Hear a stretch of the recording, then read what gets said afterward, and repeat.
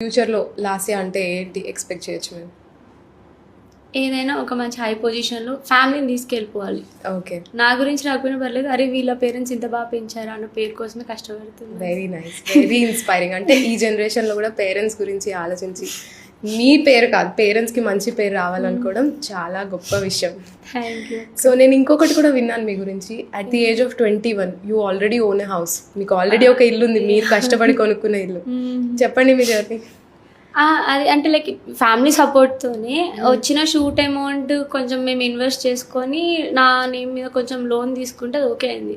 మెల్లగా ఇంకా దాన్నే మంత్లీ పే చేసుకుంటూ వచ్చిన షూట్స్తో నేను బ్యాలెన్స్ చేసుకుంటున్నా. So at the age of దానికి 21 సపోర్ట్, దానికి బ్యాక్ బోన్ కూడా పేరెంట్సే. అంటే నా ఒక్కదాంతో అయితే అవ్వదు కదా, వాళ్ళని అడిగి డెసిషన్ తీసుకొని ఇది బాగుంది అంటేనే అందరం ప్రొసీడ్ అయ్యాము. Okay, so at the age of 21 she owns a house. You are an inspiration for everyone.